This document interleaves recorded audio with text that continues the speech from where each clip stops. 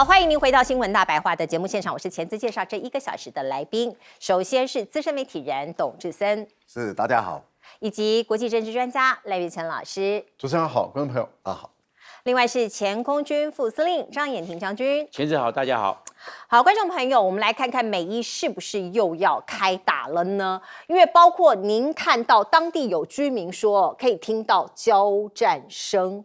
伊朗的首都防空系统深夜突然开火了，不过伊朗这边的说法是因为他们在德黑兰以及其他的城市上空侦测到多架微型的无人机他们就要拦截它。那现在呢，威胁已经消除了。那无人机是谁发射的？谁过来的？谁派过来的呢？现在并不知道那我们看到呢，包括伊朗这边的通讯社说，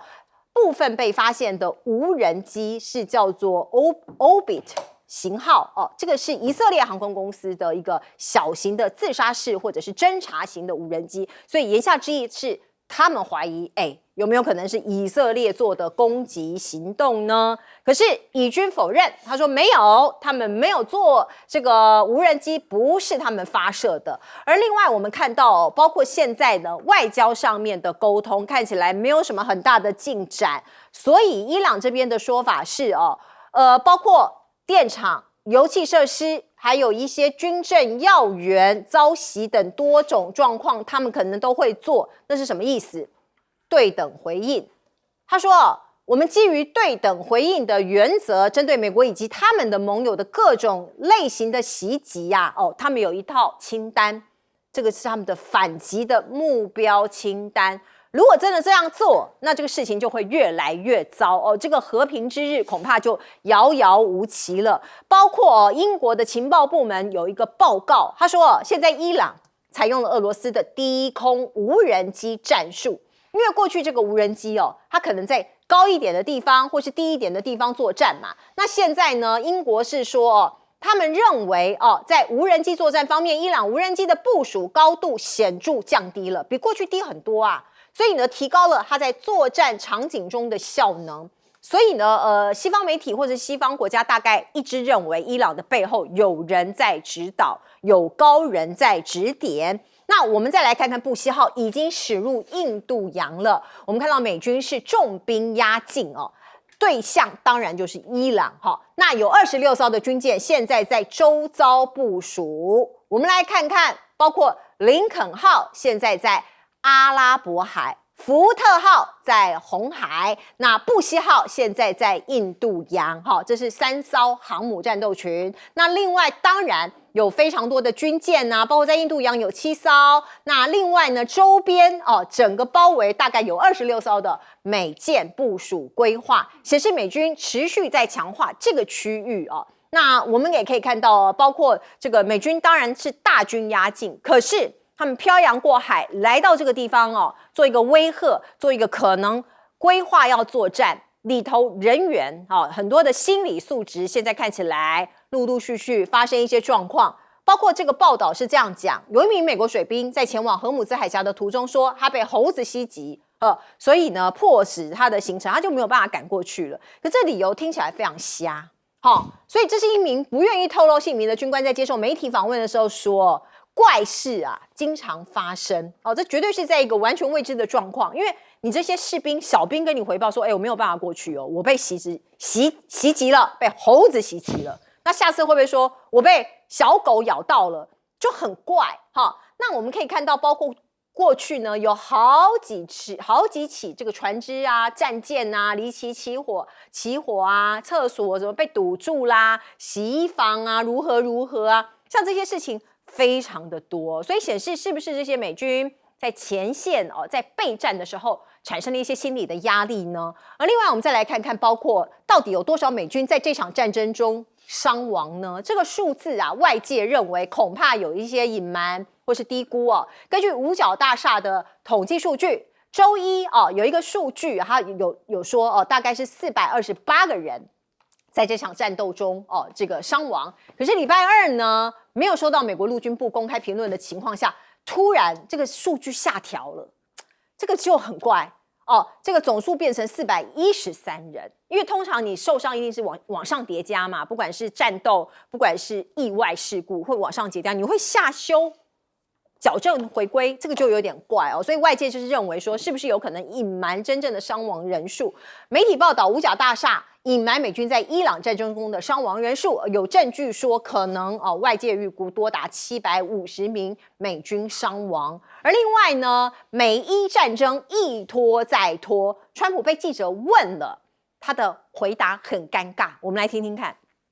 We have no pressure. It's only guys like you with a question like that about what's your time. We've been doing it for 5.5 weeks. But sir, is your administration 8 weeks that the U.S. now has been involved with Iran? You had initially said it would be 4 to 6 weeks. Well, I and it hope would be that, but I over. also took a little break. I gave them a break, and 他说：“我稍微休息一下，他可能有点招架不住了啦。”这个记者一直不断的问他，所以我们来问问看，将军你怎么看这场战争到这个节点了？我认为因为伊朗跟美国之间呢没有互信，没有互信也就没有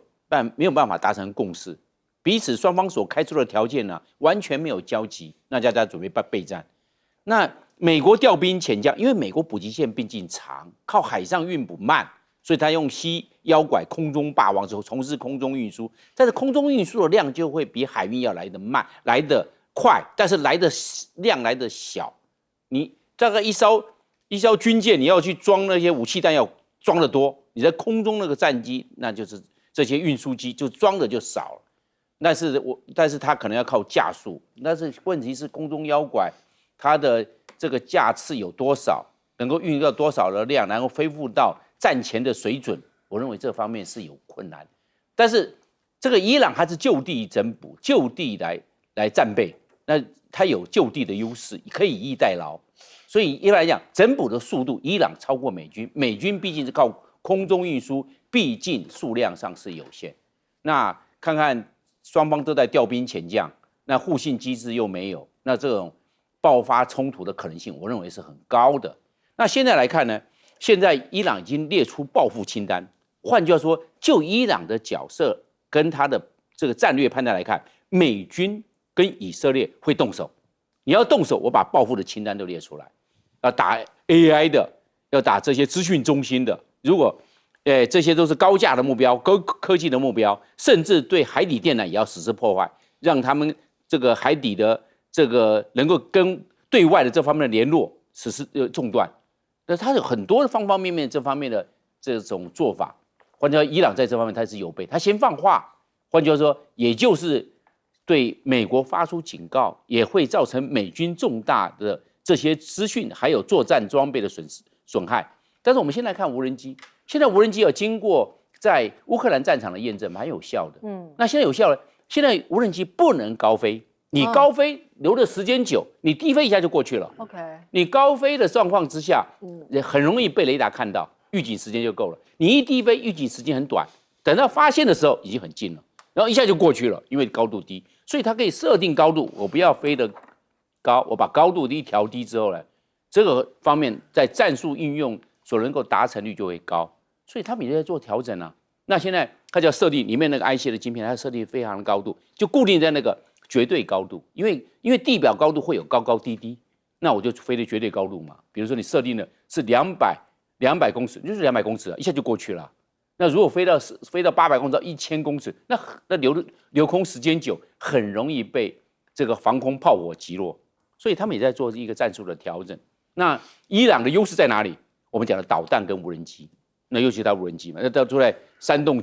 这个无人机的机库里面啊，所以 在上一阶段的这个方面的战力保存，那伊朗在这一方面所受到的战损，没有像美国那么讲的那么严重。川普说他几乎伊朗在海空战力几乎都没有了，所有的这些重要的这个基地阵地已经被破坏了。其实没有，因为在山洞机库里面。所以我们这样来看的话，伊朗是有些是有备而来，而且他已经有这革命卫队啊，有讲说已经提升到100%的战备状态，就是说战争随时爆发。 换句话说，我认为他们在这一方面杯弓蛇影的这种气氛，风声鹤唳的这种气氛，我认为是蛮强的，也就是随时都会有爆发的可能。那我们先来看这一个双方都在为下一波的战争做准备。那有没有可以缓冲的空间呢？我认为双方都不会放弃，因为美军在这一方面弹药的补充上面是有稍显不够。那我认为缓冲的空间来，缓冲是时间的延后，并不是说战争不会爆发，是一个时间的递延。我认为会这样，为什么时间的递延是争取战力恢复到更高的状态？是为了这个状况，还是为了作战，只是时间向后递延，所以感觉到2个礼拜结束了，这个为什么没有爆发冲突？因为准备不够。我认为可能因为站在以色列的立场，以色列一定会怂恿美国在这一方面对伊朗还是要采取硬手段，而不是走向谈的手段，希望能够跟伊朗做更大的摧毁。这是以色列啊，那美国人受以色列这方面的影响，所以我认为这个方面的气氛还是很紧张。是我们来请教老师赖老师。我们看到这个无人机啊，因为来路不明嘛，而且很明显的并不是攻击型的无人机啊。到底是不是侦察机也都是被怀疑的啊？对，也就是说它的效能并没有像军规的那么的高，那么的强啊。所以我们看到伊朗是有节制的，虽然把它打下来了，但是伊朗并没有升高啊，马上就对于他认为是美军或者是以色列，马上就进行反击，没有。那这代表什么？代表都有节制，也就是说，伊朗在判断这个会不会是美国所做，看起来不像，因为美国的无人机不会用档次那么低的，那不会是美国，所以不是美国就排除。那我们来看看以色列，以色列基本上有没有需要用到无人机？这基本上也不太需要，因为以色列的战斗机、战轰机或者轰炸机或者是导弹，它事实上贴的伊朗不会太远啊，所以它基本上可以遂行它的任务。那有没有必要用这种侦察的无人机？可能性也比较低的情形下，我们看到在伊朗的判断中，应该有可能是有一些野心人士，或是以色列的一些极右翼，想要再挑起这个以色列跟伊朗之间的战争或者冲突，然后引爆美国跟伊朗之间的矛盾跟摩擦。那因此我们可以看到，伊朗很有节制，也没有表达强烈的抗议或者反对，但是有马上把它击落。我想这个是代表双方都有在节制中，看看有没有机会进入谈判。那双方有没有机会进入谈判？可是双方也都在准备备战。美国把3个航母拉过来，可是坦白说，放在红海的这个福特舰这个航母，它很难形成战斗力。因为航母的舰载机的作战半径不会超过1000公里，很难。一般来讲，在650公里就不错了能够到1000公里的，坦白说是很罕见。更何况，福特舰的这个电磁弹射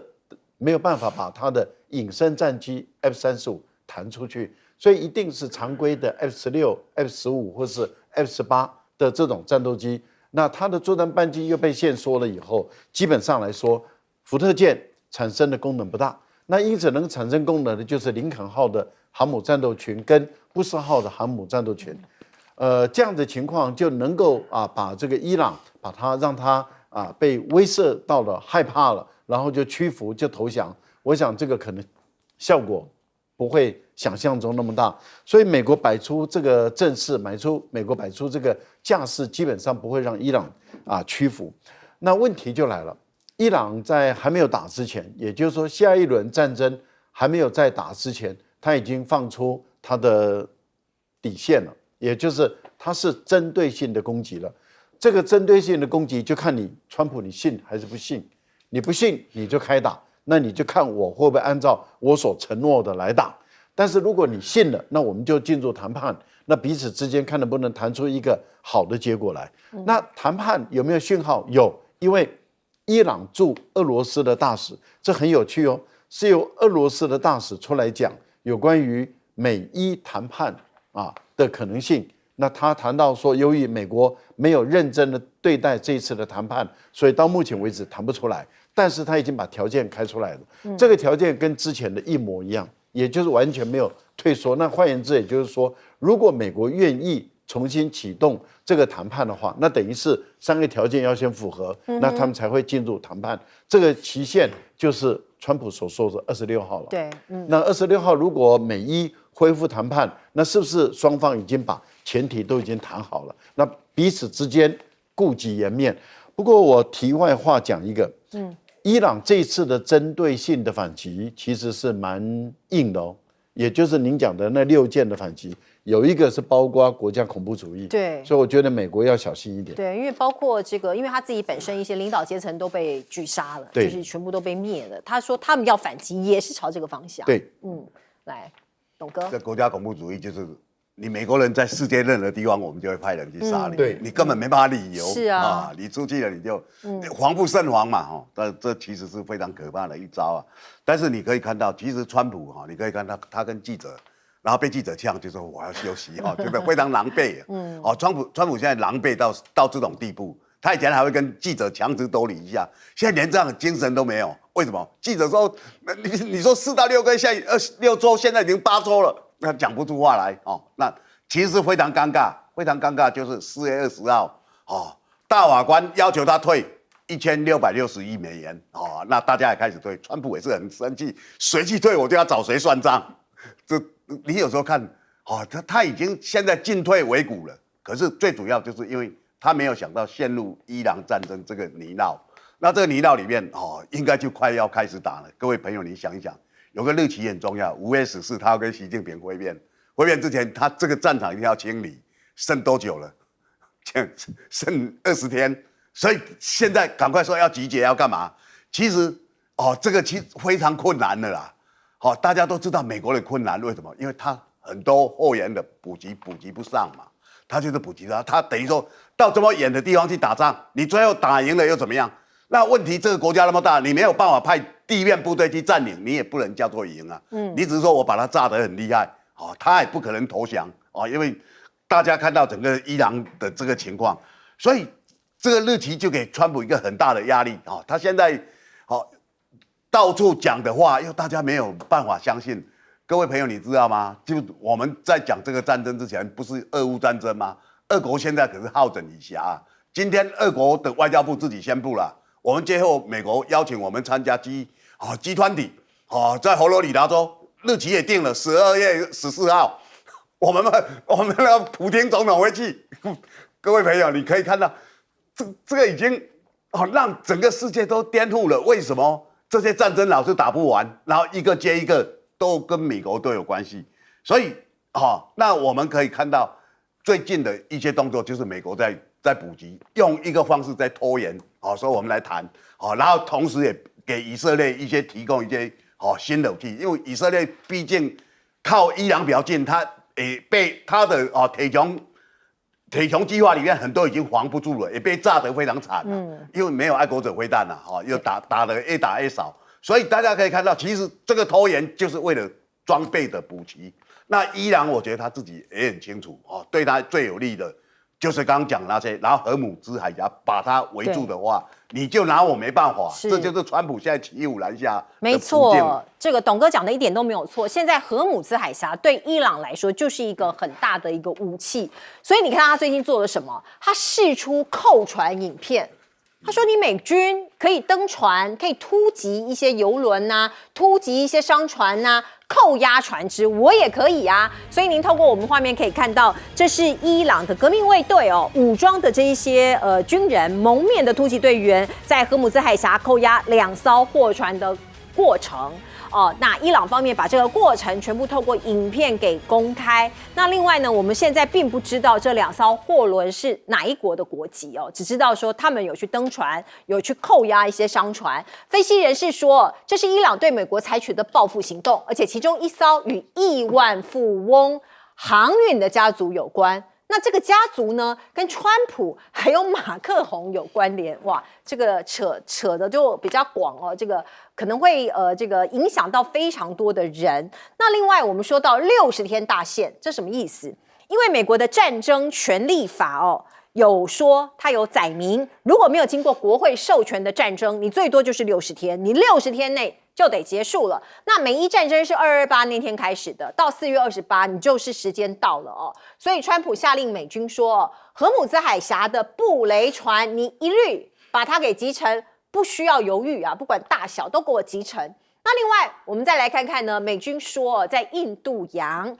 拦截了一艘游轮，这是伊朗的游轮哦。那它违规驶往中国的舟山哦。那当然大家就会问说，印度洋离这个中东这个区域还蛮远的啊，你怎么把人家给拦下来了呀？可是他说，这个没有办法，因为他是违规哦。这是五角大厦他释出的影片，说这是美军在印度洋拦截一艘正从伊朗运送石油受到制裁的无国籍油轮。这是美国最近第2次在印太海域拦截跟伊朗相关的油轮。他就说你受到制裁啊，你不可以运出去啊，像是这样子。那我们看到呢，包括赫姆兹已经变成金鸡母了。伊朗的国会议员说，这个通行费啊，第一波已经入账了，已经到我们央行了。所以以后呢，他会不会收钱收上瘾了？这个地方就被他给控制住了呢？看起来不无可能。不过我们再来看看红海的这个航道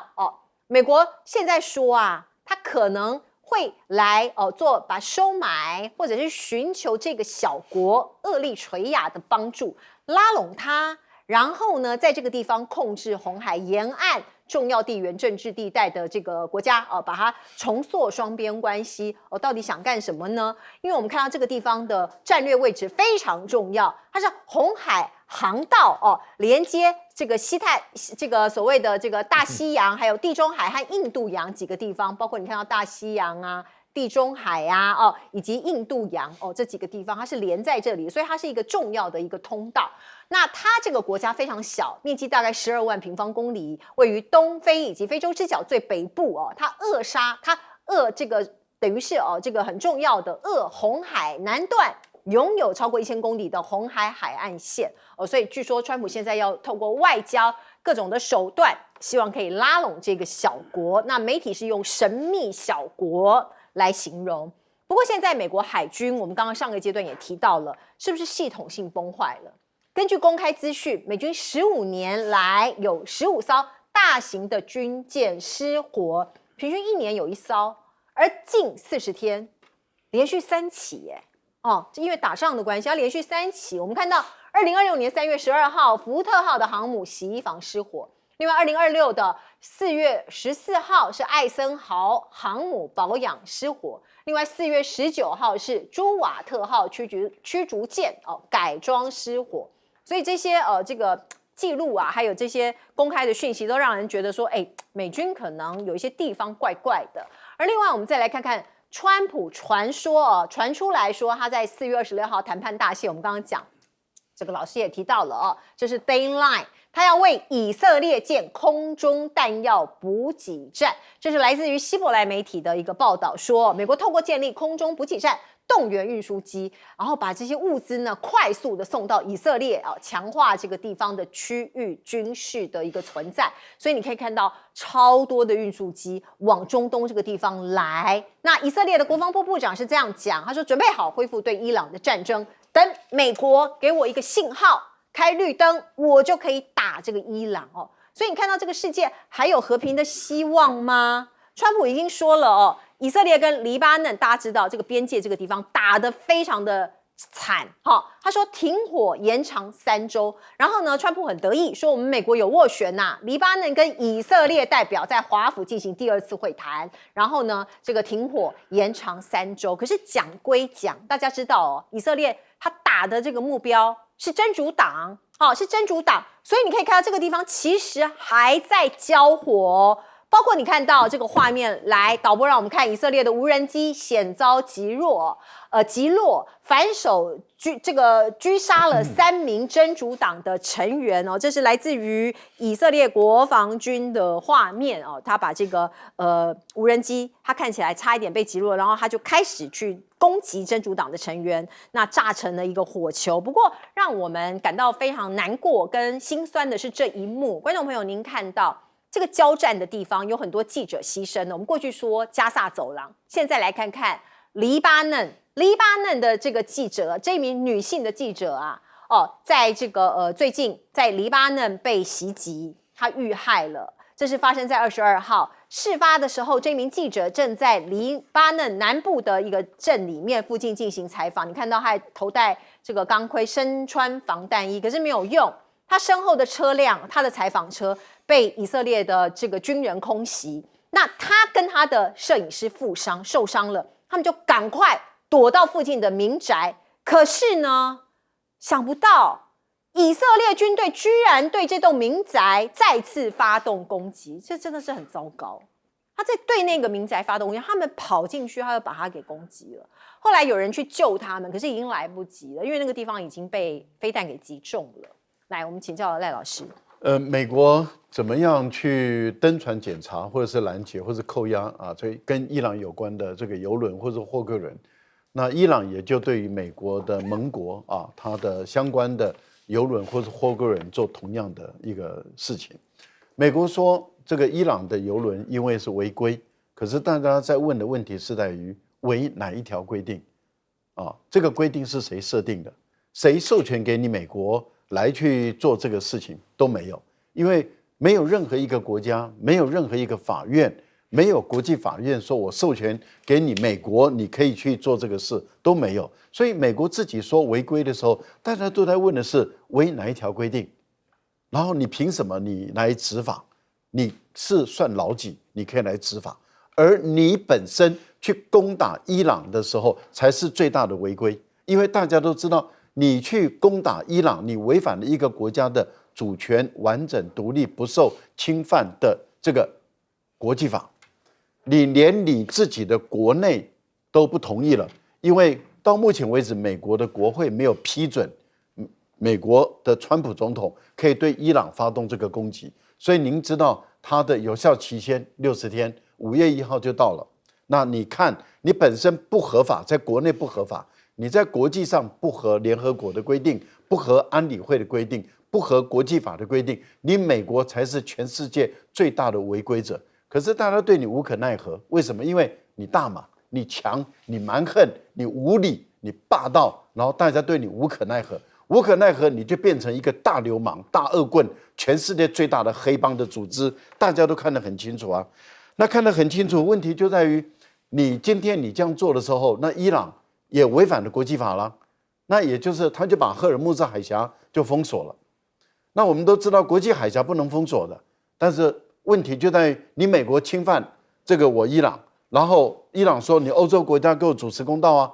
然后在联合国里面要通过啊。所以当中国、俄国等在联合国里面提出安理会的一个提案的时候啊，我们看到美国还有欧洲的这些安理会的国家就把它否决了。那伊朗觉得这样不公平。我是被侵略的国家，我被攻击，然后你们欧洲人都不遵守国际法，你凭什么跟我讲国际法？所以当欧盟的这个外交专员说你伊朗要开放赫尔木兹海峡的时候，那伊朗的外长就说你凭什么？你先告诉美国停止战争再说，你完全不谴责美国，不制裁美国，你也只要来对我，你就是欺善怕恶，只会欺负我们这个小国。这样子的情形下，我们看到这个国际法都已经荡然无存，被这一些西方国家糟蹋的真的是不太像话了。那这样一直走下去的话，那该怎么办？这个世界该怎么办？我们目前看起来，美国的情况是越来越糟了，可是以色列的情况是更加的恶劣。以色列杀媒体已经变成是罪行累累的前科犯了，他一直不停的在杀这个媒体，而这一位黎巴嫩的这位记者是非常知名的记者，而且他的报道是以公正客观有名的，所以他很受媒体圈、国际的舆论圈、媒体圈的尊重。而当大家看到你一而再、再而三把他置他于死地的时候，连德国人都看不下去了。我们看到全世界都在谴责，欧洲的谴责声音很大，德国这个有原罪的这个国家，他都看不下去了。我都不晓得以色列你还要干到什么时候。而且这已经是第9名黎巴嫩的记者在这个战争中遇害了，应该是说今年第九位哦，这个数字是不可思议的高哎。对，那是这样子，这个狙杀这些记者，可以把这些，因为记者把这些以色列对黎巴嫩地区的这种迫害、轰炸、屠杀啊，都分享出去，把这记者杀掉就没了，就没有人再去报道了，报道就变少了。以色列原则上也在新闻管控啊，他与其讲不如做，把这记者杀掉就好了，所以变成这样。所以这个国际记者协会总会啊，我认为要出来为这些记者，因为记者他只拿的是摄影机、摄像头，手上没有手无寸铁，没有任何武器，他就这样的被狙杀。而且我们可以看出来，他躲到房间里面还被追到了。就追杀他了。你看，换句话说，以色列掌握情报是很清楚，你并没有死，是躲到民宅里面去，把那民宅炸掉就好了。果然没错，就一锅端了。那我们现在看，美国想要对伊朗的这些布雷船呢，要实施击沉，因为他要去布雷，要封锁荷姆斯海峡跟波斯湾。那美国如果是击沉的话，我认为啊，这个战事就会爆发了，伊朗会报复，绝对报复。他的布雷船被击沉了，你说这个伊朗他会在那边坐视不理吗？不可能的事情嘛，他可能就会报复，对美国的军舰或美国的军港实施报复性的打击，这是绝对会的。那伊朗按照伊朗的以前的战略惯性，他在这方面的军事动作都是对等报复，这个已经是形成惯性了。所以如果是击沉了，我认为事态会扩大。那美国要不要去扫雷？我认为美国扫雷的风险高，因为扫雷一定旁边要有护卫舰，不然这个扫雷舰会被攻击啊。那护卫舰会不会被伊朗的地对舰的反舰飞弹所攻击？可能性很高，因为你在那边扫雷啊，没有经过伊朗允许在那边扫雷，会有这个都很容易擦枪走火，因为美国跟伊朗的互信完全是非常非常的脆弱，随时都有可能爆发双方面的冲突。那现在美军是要在这个苏丹的东南方有一个叫厄立垂亚，这个地方刚好跟这个也门的胡塞组织啊遏制了这个红海的南端入口。红海最窄的地方啊，也只有不到大概大概30公里。那最窄的地方还有上面还有岛屿，这些岛屿就把它除掉的话，最窄的地方的水域啊只有3公里。换句话说，这个地方是战略咽喉，你就要进入红海都要通过这边，才能北上，要通过苏伊士运河，然后进入地中海。所以这个地方最窄。美国如果把厄立垂亚这个地方做一个战略掌控，我认为现在因为荷姆斯海峡被伊朗控制了，现在美国也在看世界上有哪些战略水道。那在东南亚，我们知道马六甲海峡，马六甲最窄的地方就有2.8公里，我们算3公里好了。那这样呢，控制住马六甲海峡就被抓住了，要收钱还是说直接封锁封闭都有可能啊。那红海的我们讲的就是厄立垂亚，厄立垂亚很穷，那国民所得1年不到1000块美金，可能美国拿钱去砸，我认为这种可能性不能排除。对，是来董哥。对啊，你看战争打到这个时候，大家都在找最好的战略位置那所以大家都认识了一个国家叫厄立垂亚。我们前2天也都认识一个国家叫那个塞西尔就不给我们过境啊，还有这个国家非洲54个国家，很多我们没有听过，可是这些国家都是小之又小，可是突然就重要了。今天毛里西斯出来讲，台湾跟我们申请飞机要过境，我们从一开始就没有答应他。怎么说我们前1天才反悔？你看我们的政府在说谎，被人家打脸了。好，那这个是题外话我跟各位朋友讲，其实你现在看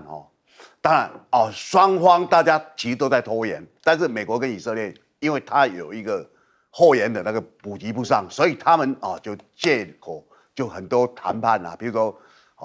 以色列跟黎巴嫩在延长3周，哇，川普今天很得意让自己，因为他现在很吹嘘所以已经阻止了10场战争诺贝尔和平奖应该给他他发动1场跟伊朗的战争，他这个100年他也不可能得和平奖，对不对？死那么多人，那大家看这种情况就是都在拖延。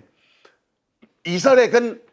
黎巴嫩在打是在打什么？他们没有在打，他主要是黎巴嫩南方被真主党所主导、所占领。那真主党在黎巴嫩里面，他自己有国会议员，所以他们在南方是实力很强大。那他跟以色列是死对头，所以这2个国家谈没有用因为不是真正跟你打的那一方的人。那当然了，这一些都是有一些掩饰的作用。但是我们看美国现在当然，因为他现在已经尾大不掉了最主要尾大，如果要从头来的话，川普肯定会不想再打。因为让他很多事情就现在变成碍手碍脚，然后就是很多话都讲不出来，所以你碰到这种情况的话，原来你到一个很远方的地方，你会有这样的后勤的补给会差这么多。那我觉得说让美国现在很多人都在思考这个下来怎么样？比如说今天有一篇报道就出来说，那美国现在连武力自己都供应不上了今天如果中国大陆现在来进犯台湾的话，美国根本毫无招架之力，完全没办法。这今天《华盛顿日报》就报道了一个这样的情况，所以你可以看到美国的窘境啊。我们过去以为说他武器怎么打都打不完，可是他的武器其实不是大家想象中那么的丰沛。那反而伊朗因为伊朗现在已经知道了，原来对我最有利的是无人机那他们无人机在地下的碉堡里面拼命的制造，拼命。现在到底还有多少数量，没有人搞得清楚，然后随时就出动。那又有俄国帮他协助现在完全靠低空的在袭击，你雷达又侦测不到，所以这个战争变成越拖越严，可能他将来打的时间不会比俄乌战争还短是我们看到呢，现在包括在伊朗这边他们当地在干旱7年之后，突然下起了大雨。下大雨本来是件好事，可是呢，当地人怀疑一件事情，有没有可能这是美国的气象武器在发威？您现在看到的画面就是经历了7年干旱的伊朗迎来了豪大雨，而且丰沛的水汽呢，横跨了伊拉克、土耳其各国水源地啊、水库啊，这些水位都高涨了。那伊朗的伊玛目达这个圣林还下起了一个冰雹所以你看到这个画面，当然经过这个传播之后呢，很多的这个民众说，哇，怎么这么奇怪呢？是不是有可能这个有人对这个地区使用的天气武器？天气武器这件事情，其实这个半世纪以来过去50-60年都有人在讨论，尤其是美国CIA 1965年的一项报告它里头呢有公开呼吁大幅增加对气象改造计划的资金，然后报告里头说应该要使用火箭跟飞机向大气层释放一些物质，然后用人为的方式来干扰或者改变降水的模式。那第二份大家来看一下，这是詹森总统亲笔赞扬这项秘密行动的信件，他说这个非常的好。那1967年美国全面启动东南亚军事行动的那一年，资金会翻倍。那詹森也说呢，谁控制了天气，谁就控制了世界。所以这是有一个有所本的曾经有过这样子的一个计划。可是现在到底还有没有在进行呢？我们并不知道。不过我们来看看呢，这个计划后来变成大力水手计划，美国军机执行了超过2600次任务，他们真的去释放一些化学物质，然后延长当时在打越战嘛，在胡志明小径沿线的季风让它降雨这个降雨量增加30%，甚至到45%，那让这个地方道路非常的泥泞，然后山崩啊，各种各样的这个走山的一个画面就出来了。那可以一些物资的运输啊也被阻断了，所以呢，敌军的行动也因此有一个崩溃的一个状况那另外我们再来看看呢，包括尽管有这样子的说法，说有可能美国它启动了气象战，可是我们现在并没有证据。可是回到现实，我们来看看呢，这是伊朗的反对派，他说过去4天，他们发现有6架中国大陆的货机在伊朗降落。他们说呢，他们发现这些货机呢，来这个把他们的应答器因为在空中会有一些应答器，他把它关起来了，所以你不知道它的国籍，不知道它的这个飞机的来历。那根据他们的说法说他们再来了非常多的防空设备跟反舰导弹。这是来自于这个当地的一项报道。不过呢，此刻在北京，在中国大陆，我们看到呢有一项叫做北京论坛在召开。那它的这些来参加的国家跟国际组织呢，是来自于140多个国家。那这是一个全球南方国家的一个论坛，今年是第3届那我们也可以看到呢，包括联合早报来自于新加坡的联合早报，他的一个说法说，不同于川普，中国现在把自己塑造成多边主义的捍卫者，同时带头努力扩大发展中国这个所谓国家的全球话语权所以你看到美国它某种程度是被一个战争给拖住，那中国大陆就是一个双边多边各种的一个所谓多边主义的捍卫者。那杜鲁道我们看到他是加拿大的前总理，他就讲了美欧的经济胁迫曾经几乎把加拿大推向中国的怀抱，包括他这是有感而发啦他说这个像一些这些样的做法，尤其是现在川普总统的关税胁迫让加拿大的汽车业不得不考虑跟中国合作，所以你是把他们推向中国的怀抱哦。那因为美国产业也不愿意跟我们合作，而另外我们看到呢，卢特尼克过去不是讲了很多次吗？所谓的川普金塔，雷声大雨点小啊，过去讲这么大，讲的这么厉害，可是到现在只有一个人获得批准。而另外呢，全球都在关注的就是下个月中可能会登场的川习会。我们看到川习会前，美国有一支跨党派的国会代表团在下个礼拜会到中国大陆访问。那他的这个领导者，他的 leader 是这一支代表团的领导者呢，被视为他叫做戴恩斯，被视为川普的中国信差，有可能是为了川习会先去中国大陆试水温。而另外呢，格里尔他在最近呢，他也喊话。他说，希望中国大陆除了大豆之外，全面的来采购这个美国的一些农产品，这是川普访陆行程中最重要的一个部分。那另外比较有趣的或是比较温馨的这一面是在川习会前，猫熊外交启动了，中国大陆再借了2只大猫熊到美国10年。我们看到包括平平跟双福这2只大熊猫要到美国去，这个出借的时间是10年。来请教老师。我相信我们人类可以部分的影响或者改变一些气候但是要形成一个这么大规模的灾难或者是这么大规模的降雨量，可能不是很容易。如果是美国真的有这么神奇的力量的话，先把它现在的干旱的问题解决。因为美国现在的干旱的问题很严重，现在是春耕时代春耕时期，现在美国的农民苦不堪言3大祸害。第一大祸害就是因为川普的关税，使那个中国大陆也对等的关税，使美国的农民拿不到订单。而且我们都知道，农产品的订单是期货订单你要很早以前例如说我今年要不要耕种，你去年的时候你就必须要下订单了。我有拿到你的订单，我今年才敢播种不然我播种下去的话，我卖不出去，我血本无归，我怎么办？我破产了，我的土地都被拍卖了。所以，美国的农民现在第一大困境就是拿不到中国的订单，这是他的第一大困境，所以他不知道该不该播种，该播种多少。第二大困境就是川普的关税还是关税，他把所有的农具都变得很贵了，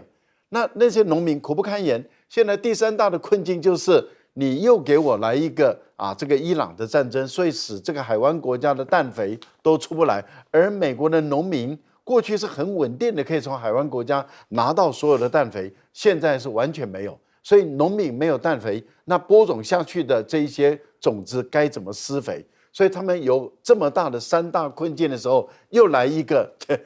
天然的灾害旱灾。那如果美国你的这个气象这么神奇的话，救你们自己的农民吧，不是跑到伊朗去洒水，是先把农民的需要的水先把它洒一洒。我的意思就是没有那么神奇，没有那么厉害，所以美国的农民现在还陷入干旱的情况。而且不要忘了，我们前段时间也在这节目讲，就是美国来了一个大水，大的不得了，一下子淹很大，好多的小孩子都被淹，都罹难了，对不对？那难道也是美国人干的吗？气候异常嘛，气候变迁，气候变迁嘛。但是川普就是不认为有气候异常，所以来一个大雨，来一个干旱，来一个什么，我想也不用太穿凿附会，把它膨胀到说美国有那么的神奇。是。杜鲁道自己本身把加拿大搞砸了，他完全依赖美国，倒向美国的时候，所以使他自己的民调支持度低成这个样子，被美国修理得很惨。现在卡尼做对了一件事，然后他又站出来讲话了。坦白说，他真的是一个很失败的一个政客，是怎么说话怎么错。好，我们进一下广告。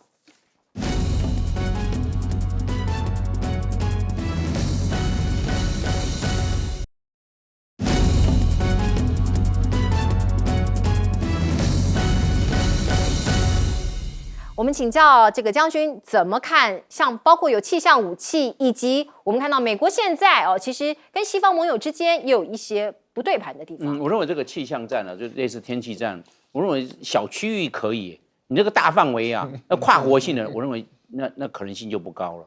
因为小区域你这个人造雨，我们都听过人造雨、人工增雨，用碘化银，还有去撒那个在空中抛洒，还有在空中洒那个水，让它这个空气里面凝结核一凝结完毕之后，开始降雨，因为已经那个量够了，重量已经撑不住了，它就要开始要降雨了，降水。那个是小区域的，尤其是在这个梅雨季节过后，台湾会缺水，缺水的话。就会派C113栋的飞机啊，到水库上面，因为你撒到其他地方流掉了，你要撒到水库区，刚好就给它降水希望在水库区的上方做拦截，那拦截就降到水库啊，那水库就有水，然后就不会把它扩散到其他地方。再想想看，水库区域那个集水区大概多少？这几百上千平方公里而已啊。那你刚才讲到的这个中东地区范围那么大，还包括了伊拉克，包括还横跨到伊朗，太大，土耳其这大范围的，这可能是天气，因为这是大气的扰动的状况，大气环流随着季节，所以我们台湾为什么会有梅雨？因为整个的长江这个中下游下面呢，它整个的云团向南部移动的通过台湾上面，梅雨来了，就是这整个大范围，这跟季节也有关系，然后跟纬度也有关系。那这样一搭配起来，刚好就是整个撮合在一起，怎么这雨量那么大？是这样。那如果是真的有战争的话，把它引到战争，那以后知道台风嘛？台风一过去，那10亿公吨的水啊，对，那整个你下去这是不得了的，那把台风带着跑嘛。所以这个气象站，我认为在研究阶段，而且是小范围的，大范围的可能性，我认为并不高，可能还没有成熟到那个阶段，对，还在做研究阶段，可以拿来作为武器。好，我们进一下广告。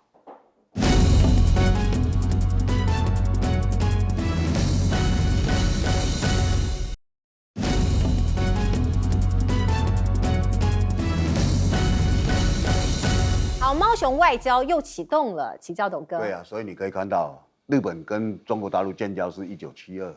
那时候马上就送了那一只熊猫叫香香，哇，整个风靡啊，所以带来的经济利益非常可观，日本人都喜欢的不得了。